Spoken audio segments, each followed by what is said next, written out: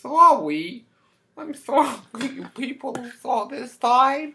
Well, I got one of these cords, and it says power to all of us, and you go and there's nothing. I apologize. I hope you're now seeing stuff. I effed up. But that's corrected. I have a lot more to tell you. I just wanted to apologize because some people, I'm sure, looked bad because you said you would. Especially the one who said, "Oh, you were up at 3 in the morning doing it." I was actually closer to 5 when I was doing the thing that there is. And so you said, "Oh, I definitely want to look it up because of that." Oh, I did want to bring up something. You see that mess back there?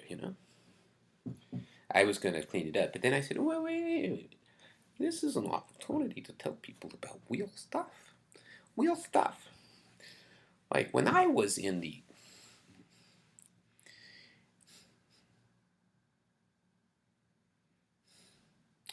North Apple City Public Hospital, the involuntary psych ward for my 24-hour observation because I dared to dance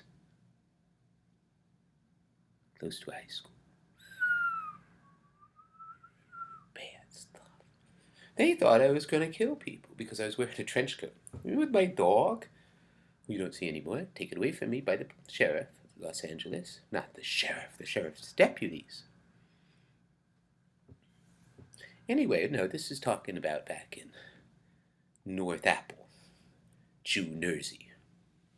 We do a lot of that kind of stuff. And the fact that the Jew, I happen to be Jewish, but it's not about Jew. It's just reversing the first letters. That's all. That's all it is. North Apple is not a reversal of the letters because the town is made up of two words, both of which start with vowels, and that makes it a lot harder to change. Especially, it's too difficult. So we change it but we change it more at a meaning level. But again, with some consistency, because the first word is a direction of the compass, and the second is a fruit. That's what it is. So we call it North Apple instead of blah blah blah. So now you know the second word, part of the name, is a fruit with 2 syllables. Probably look it up because you can realize it's the town right next to the town where I was arrested, which I call. Okay, so let's see. I'm seeing everything but opposite. Thank you, Apple, for your help in this.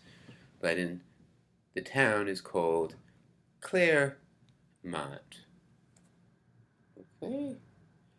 And right next to it is the town of North Apple. And at midnight, nobody told me off for a wrecking thing. I got arrested at 11:30 for dancing. Too close to I was on the grounds of the school, which was stupid. But as far as I know, being stupid is not the same as being either criminal, or when they realize, no, this guy's not criminal, so he's a nut, and we can treat him like a piece of.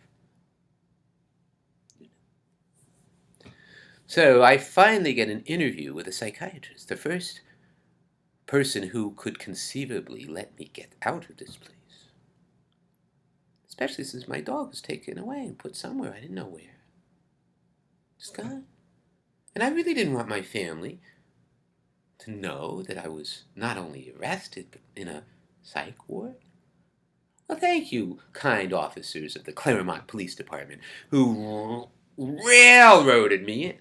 And so at about 2:30 or 3 in the afternoon, you bring me in. I said, wait a minute, wait. Okay, you charged me with trespassing because I was on school property. Okay, I'm going to have to explain this to a judge. I understand that.